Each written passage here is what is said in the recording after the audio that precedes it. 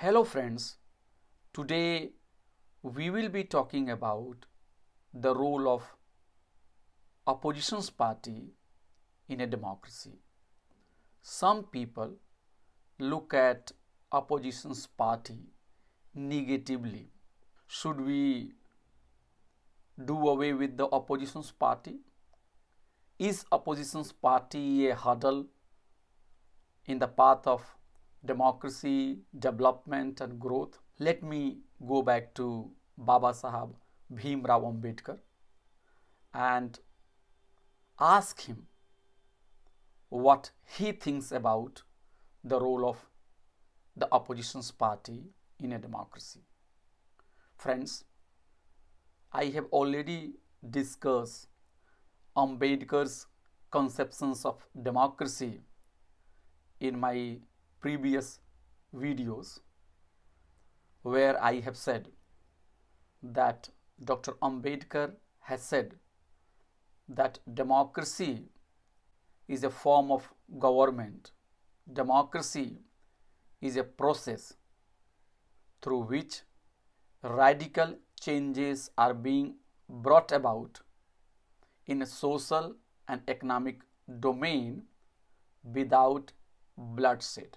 In other words, Ambedkar has said that democracy should be oriented towards the welfare of the people, particularly the marginalized community, and the democratic processes should not involve violence. Now, the question is that if democracy is all about welfare of the people, particularly Dalits, Adivasi, the backward classes, the minorities, the weak, the downtrodden, then what is the role of the opposition's party in it? Ambedkar is speaking in Pune on December 22nd, 1952. He said that what are the precedents, what are the conditions for the survival and success of democracy. Among them, he said that the existence of opposition's party is a must. The role of opposition's party is key in the functioning and in the success of democracy.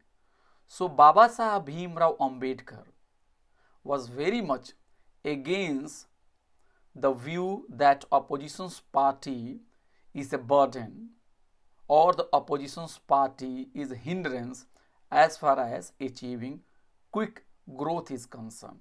Ambedkar also did not believe that the opposition's party, if it is done away with, then there will be more harmony in the society. Ambedkar's point of view is very much different from the majoritarian tendencies which is seen at many places at the current time. Ambedkar believed that democracy is all about sharing power. Democracy is all about a veto on power. So Ambedkar is completely against the view that opposition's party is useless. Contrary to such propaganda, Ambedkar is saying the oppositions is a condition precedent for democracy. So if opposition's party is not strong, if opposition's voices are not being heard by the ruling party, by the government, then in Ambedkar's understanding, it is not good for democracy. So Ambedkar has very clearly said that a successful working of democracy requires the existence of opposition's party. Why opposition's party? If there is no opposition's party, then what will happen? That the power will be enjoyed by a single person or by a party. And when the power is not questioned, if there is no veto of the power, if there is no questioning of the power, then what will happen? That the rulers will become authoritarian and autocratic. So Ambedkar has said in his lecture delivered in Pune on December 22nd, 1952, he said, democracy means a veto of power. Democracy is a contradiction of hereditary authority or autocratic authority. Democracy means that at some stage, somewhere, there must be a veto on the authority of those who are ruling the country. In autocracy, there is no veto. So it is very much clear that autocracy is a form of government where one person or one party is having all the power. Nobody can question that power, even if that leader, that government makes wrong policies. So there is no veto. On the other hand, democracy is a form of government where there is a system of questioning, there is a system of examination of the wrong policies of the government, and there is a space for critical debate and discussion and criticism. But what is happening, unfortunately, that in many democracies, a supreme leader is emerging and the cult is being constructed in such a way that he is presented as all powerful. An individual leader is presented as the solution for every problem, and a cult is being constructed. The tendency of hero worship is very dangerous as far as Ambedkar is concerned. Ambedkar is completely against hero worship, the construction of a cult, a particular person's or a particular authority having all the power, and then the minority and the weaker sections are not respected and their interests are not taken into account while formulating, while making the policy. So Ambedkar is saying that democracy is not a form of government where election is being held as a form of a ritual, and then the opposition's party is not given a space to question and critique the policies of the government. So Ambedkar is very much against elections being turned into a form of ritual, a tokenism. So Ambedkar is very much for elections. Ambedkar is here to respect the mandate of the people. But Ambedkar is also aware of the fact that elections should not be used as an excuse for silencing the voices of opposition's party. So for Ambedkar, election is of course a very important form of getting the mandate of the people. But Ambedkar is also for exploring other options where the legitimacy of the government is evaluated at regular interval. So what is happening around us, that once the result is out and one particular party is able to win the elections, then what is happening, that any criticism of the wrong policies of the party in power is being rejected by those who are the supporters of the ruling party, that why are you criticizing the government who has got the mandate of the people? So if Ambedkar would have been around, he would have said that okay, it's fine that a particular party has won the elections, a particular party is able to win the majority of the seat. Democracy is not all about just winning the elections. A democratic government has to respect all forms of questioning and critique. Let me quote him. Now, a democracy is not satisfied with a quinquennial veto that the government should go at the end of the 5 years only to the people, and in the meantime there should be nobody to question the authority of the government.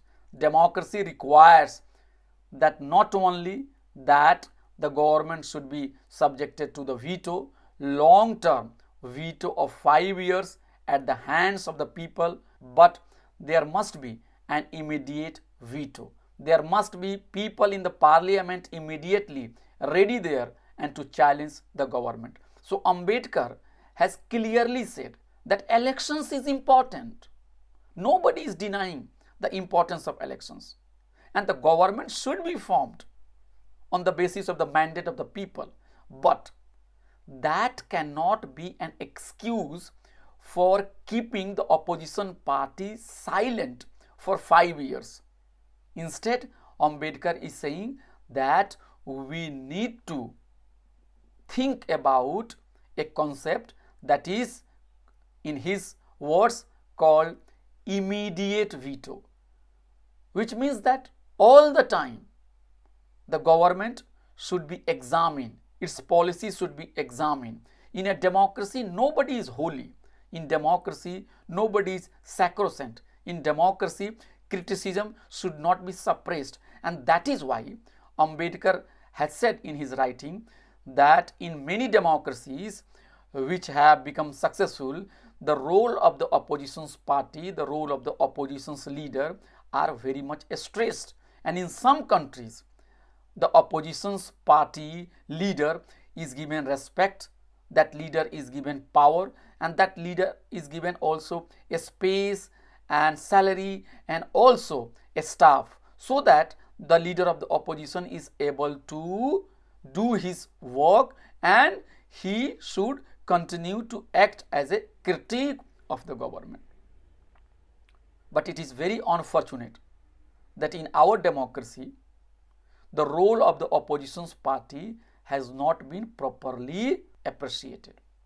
Friends, it is very unfortunate that in Lok Sabha there were several occasions when the ruling party has not recognized the leader of oppositions. If we go by the rule, nowhere it is written that the largest party in the oppositions with having at least 10% of the total strength of the house should be eligible to claim the post of the leader of the opposition. Nowhere it is written. But somehow we do not understand from where this excuse has been brought. It has been normalized. Opposition's party, if a government is formed, should be there, irrespective of the fact that how many seats that party has won. So this is, I think, a big drawback of our democratic polity, that the ruling party, when it is able to win massive seats, it becomes arrogant and it is not ready to appreciate the role of the opposition's party, and it goes on to deny the post of the leader of oppositions to the opposition party on the pretext that the opposition's party has not been able to win 10% seats of the total strength of the house. So this is absolutely wrong. There is no justification. So Ambedkar believed opposition is very important. Opposition is at the heart of democracy. If we go by Ambedkar's understanding, Ambedkar goes on to say, democracy means that nobody has any perpetual authority to rule, but that rule is subject to sanction by the people and can be challenged in the house itself. You will see how important it is to have an opposition. Opposition means that the government is always on the anvil. The government must justify every act that it does to those of the people who do not belong to its party. Unfortunately, in our country, all our newspapers, for one reason or the other, I believe it is the revenue from the advertisements, have given far more publicity to the government than to the oppositions, because you cannot get any revenue from the oppositions. So Ambedkar is saying that True democracy means that government is not made sacrosanct. The government is not projected as holy. The government is very much within the domain of criticism, examinations. And Ambedkar is very critical of media also. That just to get the support of the government, just to get revenue and money and advertisements, the opposition's parties are not being covered by the media appropriately, and media's overwhelming attention goes on to cover the perspective of the ruling party, and the mainstream media is in habit of acting as the spokesperson of the government. In a democracy, media should be free and fair. It should give a space to both the government and the opposition's party, but Ambedkar is very much sad to see the role of the media is also not satisfactory.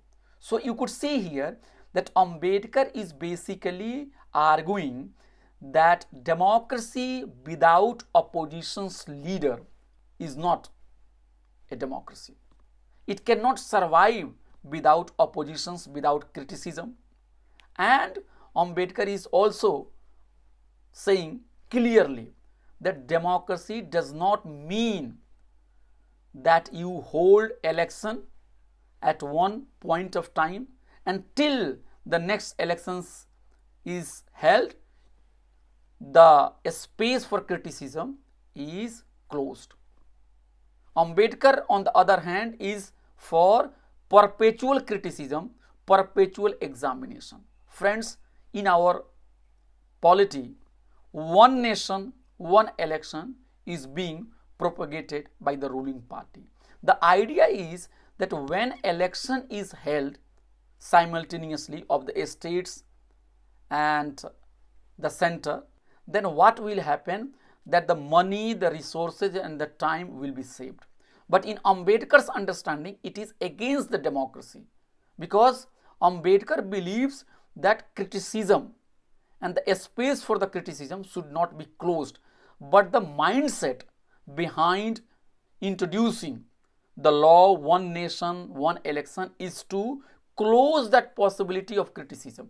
If a leader is given absolute freedom, and if that leader, if that party is not made accountable, then what will happen? That the power will be misused. So Ambedkar believed that opposition is very, very important, and that is why he said that opposition is needed, because democracy feels that there must be someone in the opposition to show whether the government is going wrong. So we need oppositions to show the government that it is going wrong. Ambedkar in his lecture has also expressed his concern that the points of view, the issues of the minorities in the house are being ignored by the ruling party, because the minority parties have less number of members in the house. Ambedkar has always said that democracy is not all about tyranny of the majority. Ambedkar has always said that democracy is all about ensuring and safeguarding the interest of the minority. He has said very clearly, bypassing the interest of minority, not giving them proportional and effective representation, not listening to their legitimate concerns and voices, and then imposing majoritarianism on them is dangerous for democracy. So in Ambedkar's understanding, a true democracy is the one where the opposition's party is strong.